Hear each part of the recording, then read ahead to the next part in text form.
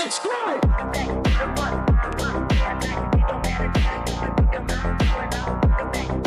Hey guys, MrPokke here, back with another video, and on today's topic, I will be discussing why I believe that this is the best gacha game of 2024. And without further ado, let's get into today's content. Alright, as you guys would have probably seen from the title and thumbnail, I just briefly want to touch on why I believe Zenless Zone Zero is the best gacha game of 2024. I'm not gonna be using this video as a basis of comparison for, you know, why like XX games, YY games, ZZ games, and why they suck or why it's good.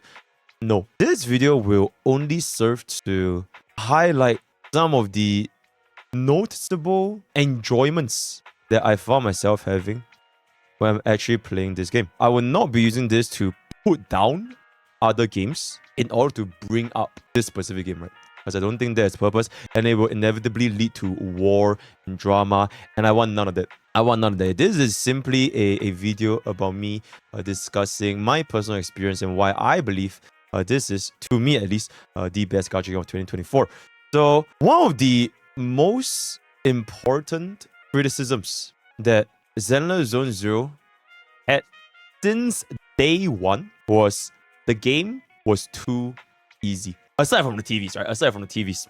But we'll talk about that later. But I think the most important criticism that Zenless Zone Zero had since day one was that even though their combat system, it was pretty in-depth, right? You have parries, you have the Kara cancelling, negative edging, aerial combo into an aerial combo, Kara cancel. It was pretty in-depth, but unfortunately, because players didn't really get to utilize these mechanics, which in turn made them feel that the gameplay for Zenless Zone Zero is very shallow. There's no need to learn how to Kara cancel negative edge when you can legit just close your eyes and press the M1 button and just beat the stage, right? And I think that has been a valid feedback or pointer at the start of the game. Now, fast forward to today, where we are reaching... How long has it been? 1.5 months? 2 months? 1.5 months-ish of Zenless Zone Zero. This version 1.1 update specifically, I feel that they managed to pretty much shut down the quote-unquote baby mode of this game. The reason why I say this is specifically due to two stages. The two stages I'm mentioning specifically is the disputed notes. You guys have probably seen in my video just now, as well as I just recently fought the Jane Doe. I'm not sure what it was, a Shadow Jane Doe, Dark Jane Doe, Evil Dom Mummy Golf Jane Doe fight. These two fights in particular, it makes me feel that Zenless Zone Zero is a game with very, very, very good room for growth. And as of right now, I think it's extremely fun. Let's talk about the disputed notes, right? The disputed note first. Disputed note is a first time that I felt in a Horrorverse game where you actually have to kind of learn to not get hit. It is not a damage sponge. Damage sponge has been the end-all be-all of pretty much every MiHoYo game since Genshin Impact. It has always been more or less damage sponges as long as your levels are there, right? In Disputed Note, for the first time, a single attack from a enemy mob. I'm talking specifically about the last few stages, right? Stage 6, 6, 7, stage 8. The earliest part's pretty easy. Stage 6, 7, 8, if you get hit a single time, that's half your health gone. So if you take 2 hits consecutively, you're not getting an S rank. And yes, the criteria to get an S rank in Disputed Note is that you can't die a single time. 0. You literally can't die a single... And there's no revive, there's no food item, there's nothing, right? You literally just can't die. Now, they did throw your bone, where if you were to do dodge counters and if you dodge attacks, your characters will slowly regenerate HP. So it serves as a sort of a pseudo-elf, pseudo-healer, in order to make this a little bit easier for you. But the point still stands is if you get hit consecutively, or if you get hit by a very, very big, like heavy hit, you're gonna get one shot. It really, really changed the way my mindset feels towards a MiHoYo game, where it is only about damage, as much damage as I can. Damage, all in damage. Because this makes me realize that we have a whole new spectrum of units that could be meta usage, even though they don't deal the highest amount of damage. I think one excellent example that some of my viewers brought in my previous video is that they used Big Ben, Brother Ben. And apparently Big Ben was extremely good for stage 8 because he was so fucking tanky and the counter was very, very chill. And the best part about this is there was no time limit, right? There is no time limit. It is basically just for you to survive.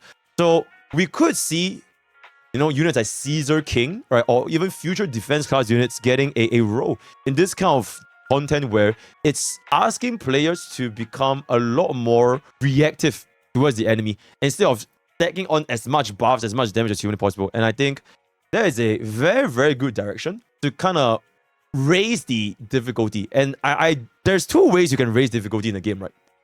Artificial difficulty, which I think we all know by now, damage sponge. More HP, more HP, more HP, and then you give him more HP, and then you have more HP. After the more HP, and then you have more HP. An excellent example of this is Genshin Impact and Honkai Starbucks. I'm not exactly sure about Genshin Impact, but I can say for a fact that for Honkai Star Rail, if you take a look at the enemy stages in our current endgame that is Memory of Chaos, MOC 12 today, compared to MOC 12, when MOC 12 first came out, I'm pretty sure their health has almost doubled. Correct me if I'm wrong, but they have drastically increased the health pool, not just for the bosses, but also for the little mobs, even the mobs. Back in my days, if your Scylla did a 30,000 skill, it was one-shotting the enemy mobs. Nowadays, if your Scylla does a 30,000 skill, she can kill herself in-game, right? So, new difficulty in a sense where you have to actually change the way you play the game. I like it. An excellent example is Wuthering Waves hologram. I think Wuthering Waves, the holographic fights, those kind of boss fights, excellent example.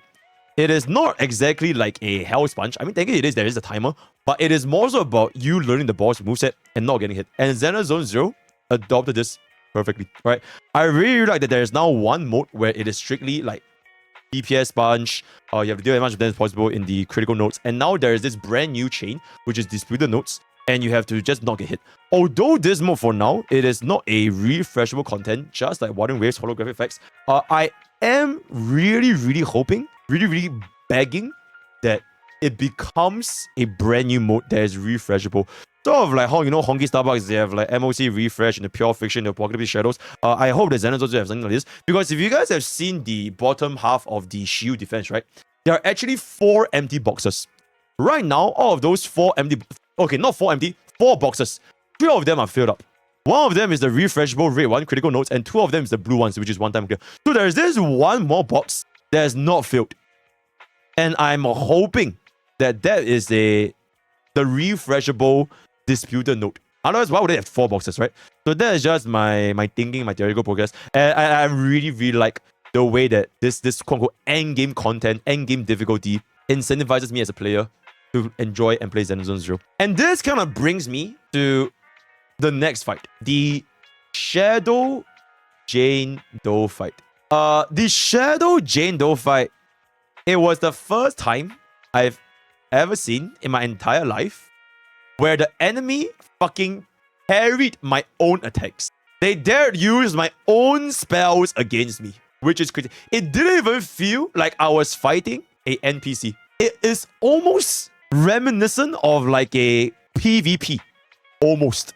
Because Blood could dodge, parry, and she even had like a mini ultimate, right? She could charge up and do this mini ultimate. Although it was only a single stage, right? It was only a single stage in the story that we have not seen this kind of fights ever in like quote-unquote refreshable endgame content.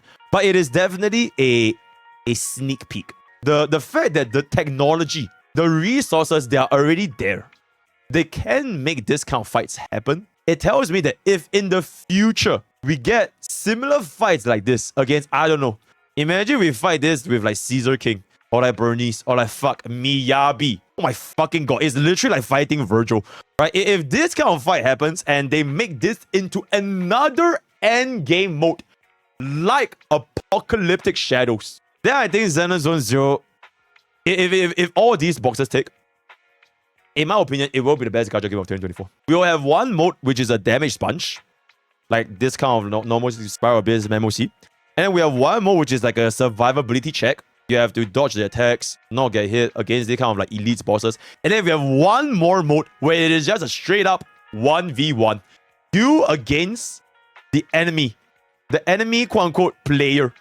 And they could dodge and parry, that they have their ultimates, they have their skills. Okay, and this is just me completely talking out my ass, but can you imagine if we fight an enemy team that has a team of 3? A enemy team of 3. A actual 3v... Because what's stopping them from doing that? You get what I'm saying? They already had the possibility to add in the playability of against this one enemy, that's Jane Doe. So if they just make like, I don't know, 3 Jane Does, but instead of Jane Doe, it's like Jane Doe, fucking like Qingyi and you just fight the enemy, the shadow NPCs. It will be absolute. It's not PvP, right? Chat, it's not PvP. I'm not talking about player versus player. It is still PvE, but the NPCs is like a player. It's like you're playing against a team of 3, right? Okay, but this is just me like completely like cooking out of like my fucking crazy mad scientist crazy theory, right? But we have already seen the skeleton, the structure that you can actually fight an enemy unit just like your own. It's very, very cool. It's really, really cool. And I'm gonna keep it about. I got my ass fucking destroyed by Jane Doe. Wait, now that I say it, I don't mind that. Yeah, I got completely destroyed by Jane Doe for a couple of times. And after a while, eventually got a hang of it, and then boom, bada bing, bada bing, bada bing, right? So with these like potential systems in place, and we are only at version 1.1. It is only version 1.1, and we have already this kind of like potential prospects coming out for this game. It makes me feel very, very hopeful. Because I have no idea what is gonna be the state of Zenless Zone Zero by the time 2.0 rolls around.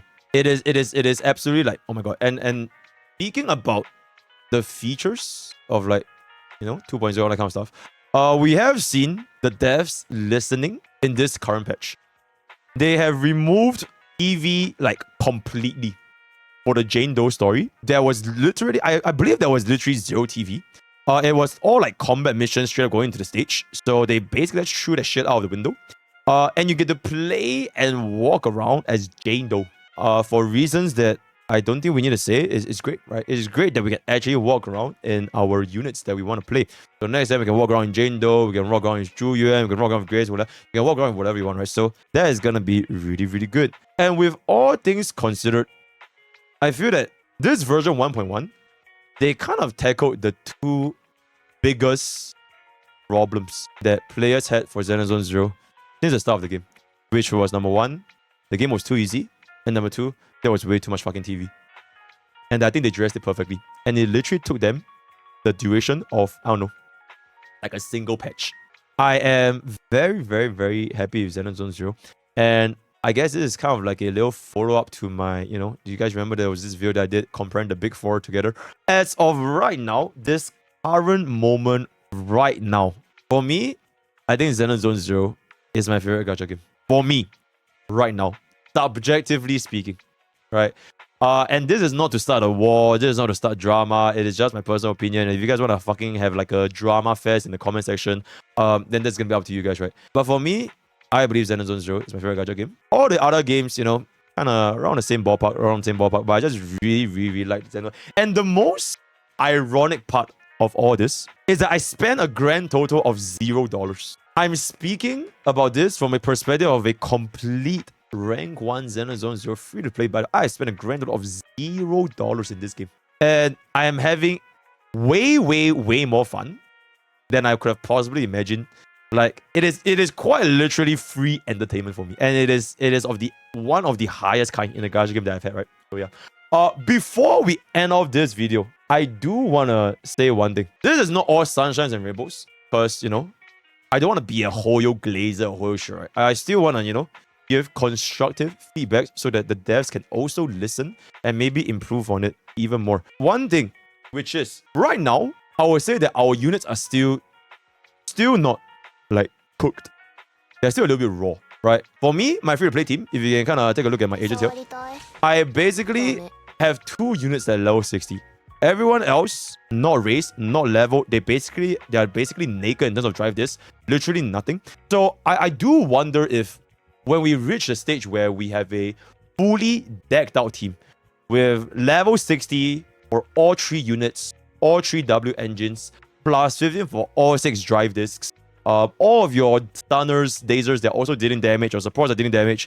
At this point, would the difficulty still be the same as where it is right now? Because at the end of the day, ladies and gentlemen, this is a gacha game. And the best way to make a gacha game difficulty easier is simply by leveling up. It is what it is. It is literally the fundamental model of a gacha game.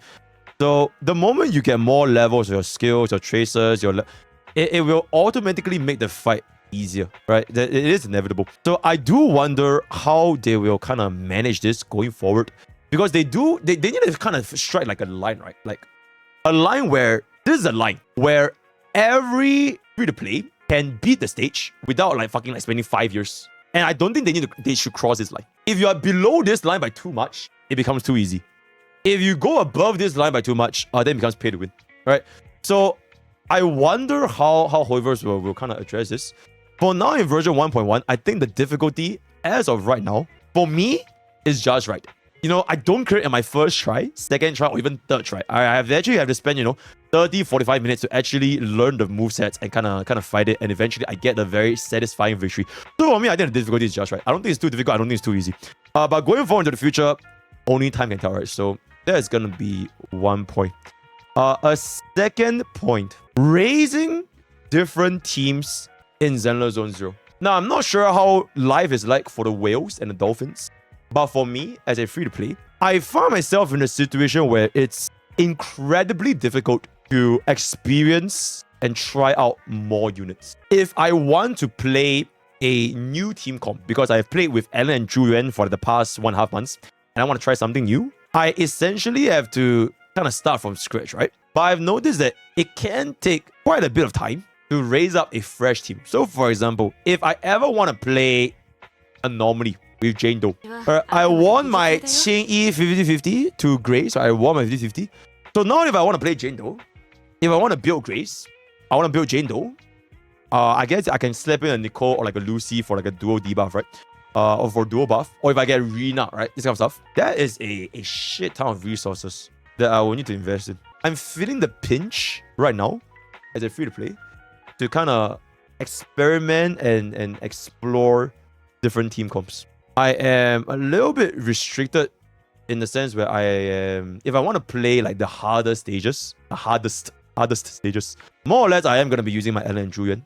I'm not going to be bringing my level 10 Anton or level 10 Billy or like my level 1 Grace. And if I want to bring them up to level 40, level 50, it's going to take a little bit, right? So, and by the time I raise these units, then a new patch will come out. And then there might be new meta, new things to involve. So as a free-to-play, that is one of my concerns. So it will be great if we can get a little bit more resources, because it's not really, I don't think there's anything wrong with like having access to more resources just to build your units. I'm not even talking about the end game infinite farming that is drive discs, because that is infinite hellhole. I'm just talking about like tracers and like specifically this material right here. This fucking piece of shit is non-existent. Like, I swear to fucking God, it takes 5,000 years to get this shit, because you literally get 3 of this a week. Now, unless you hit level 60 and this thing becomes 2, but this is ridiculously low, and I don't know why. It's the equivalent of in Honkai Starbucks Echoes of War, you get like 1 for the rest of your life, which is kind of crazy, right? So I hope that this thing kind of gets fixed. This thing in particular. Everything else, I think is not too bad. For example, I like the fact that your tracers, these tracer materials, you are guaranteed a purple at level 50, which is insane, right? But I think there could definitely be more improvements. For example, the Denny's, the Dazam. So yep, still can cook a little bit more. So I think those two are kind of like my biggest concerns for Zenless Zone Zero. So I've brought up 2 positives. That is the end game content, as well as the TV and the future game modes, as well as 2 negatives. That is the how are they gonna balance it out, as well as some of the resource bottleneck. So if you are gonna say that I'm a Hoyo shield and I'm gonna start drama and I hate watering waves, you can go fuck yourself. Okay? So yeah, I think with that, I think this is a very, very, if I can say so myself, neutral video. Alright, so leave your thoughts in the comments below. The word of the day is gonna be Sweat. SWEAT. I don't know why, but I just thought of it. Alright, so that's gonna be that. Join Twitch, join YouTube, join Discord. Let me know what you guys think. All the best for Qingyi Poos, and I'll see you guys next time. Take care.